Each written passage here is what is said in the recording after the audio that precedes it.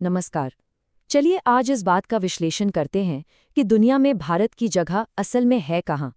क्या भारत अब भी एक उभरती हुई शक्ति है या फिर ये एक महाशक्ति बनने की दहलीज पर आ चुका है? आइए जरा तथ्यों को टटोलते हैं और समझते हैं। ये एक लाइन असल में पूरी कहानी बयां कर देती है। अब बात भारत के भविष्य की नहीं हो रही है, बात हो रही है भारत के आज की, उसकी मौजूदा ताकत की। और दुनिया भारत को किस नज़र से देख रही है, इसमें ये एक बहुत ही अहम बदलाव है। तो अपने इस विश्लेषण में हम इन 6 खास पिलर्स पर फोकस करेंगे।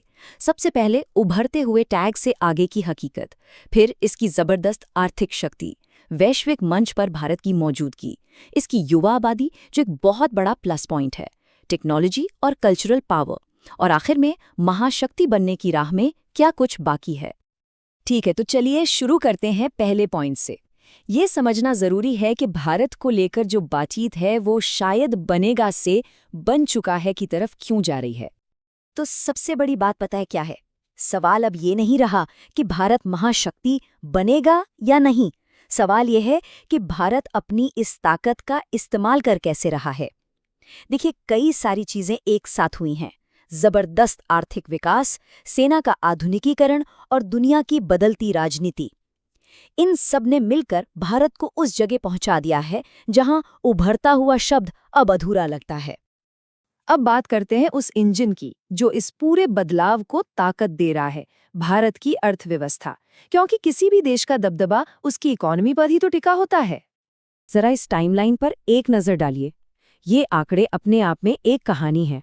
2025 तक दुनिया की तीसरी सबसे बड़ी अर्थव्यवस्था, 2030 तक जापान और जर्मनी जैसे देशों को पीछे छोड़ना, और 2045 तक दुनिया की दूसरी सबसे बड़ी महाशक्ति बनने का प्रोजेक्शन। ये सिर्फ नंबर्स नहीं है, ये ग्लोबल पावर शिफ्ट का साफ साफ इशारा है। तो ये ग्रोथ आ कहाँ से रही है? पिछले 10 साल में रिकॉर्ड विदेशी निवेश आया है। आज भारत दुनिया का तीसरा सबसे बड़ा स्टार्टअप इकोसिस्टम है, जहां 100 से ज्यादा यूनिकॉर्न्स हैं, मतलब 100 से ज्यादा ऐसी कंपनियां जिनकी वैल्यू $1 बिलियन से भी ज्यादा है। ये इनोवेशन और दुनिया के भरोसे का एक जबरदस्त कॉम्बिनेशन है। चलिए अब देखते हैं कि ये जो आर्थिक ताकत है, ये मिलिट्री और जियोपॉलिटिकल दबदबे में कैसे बदल रही है। 2025 के ग्लोबल फायर पावर इंडेक्स के मुताबिक भारत की सेना दुनिया की चौथी सबसे ताकतवर सेना है। ये सिर्फ एक रैंकिंग नहीं है, ये भारत की हार्ड पावर का एक बहुत बड़ा स्टेटमेंट है। और बात सिर्फ सेना के साइज की नहीं है, जो चीज इसे और भी खास बनाती है वो है भारत की अपनी टेक्नोलॉजी।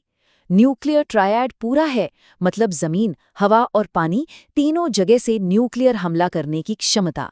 लंबी दूरी की मिसाइलें, हाइपरसोनिक टेक्नोलॉजी, एंटी सैटेलाइट हथियार, ये सब भारत को दुनिया की एक बहुत ही एलीट मिलिट्री क्लब में शामिल करते हैं।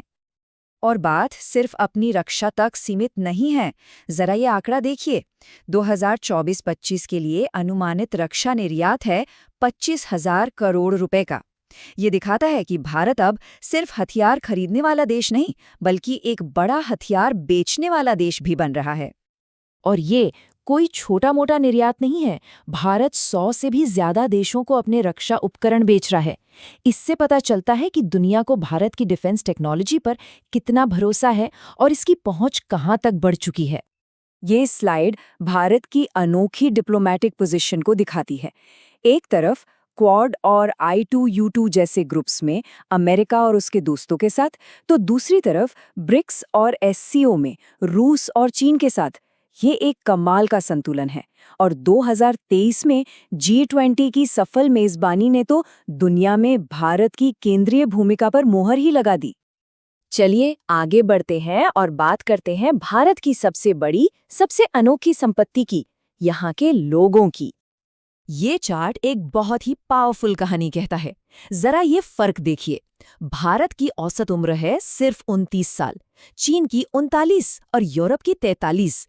इसका मतलब ये है कि जब दुनिया की बड़ी अर्थव्यवस्थाएं बूढ़ी हो रही हैं, तब भारत जवान हो रहा है। ये एक जबरदस्त डेमोग्राफिक एडवांटेज है। और इस युवा आबादी का सीधा कनेक्शन भविष्य की आर्थिक ताकत से है। अनुमान है कि 2040 तक दुनिया की सबसे बड़ी वर्किंग पॉपुलेशन भारत के पास होगी। ये आने वाले समय में ग्रोथ और इनोवेशन का सबसे बड़ा सोर्स होगी। अब देखते हैं कि आज के ज़माने की पावर यानी टेक्नोलॉजी और सॉफ्ट पावर के जरिए भारत दुनिया पर क्या असर डाल रहा है। ये डोनट चार्ट तो बस कमाल है। हम जो रोज यूपीआई इस्तेमाल करते हैं वो कोई छोटी मोटी चीज नहीं है। दुनिया में जितने भी रियल टाइम डिजिटल ट्रांजैक्शंस होते हैं उनमें से 50% से ज्यादा अकेले भारत में होते हैं, आधे से ज्यादा। जरा सोचिए इस बारे में। और जमीन से उठकर अब आसमान की तरफ देखिए। चंद्रयान 3 की कामयाबी तो बस एक मील का पत्थर थी।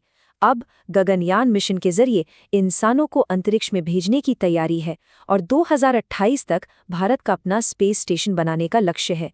ये भारत की हाईटेक काबिलियत का सबूत है। और ताकत सिर्फ मिसाइल और इकोनॉमी से नहीं आती, एक सॉफ्ट पावर भी होती है।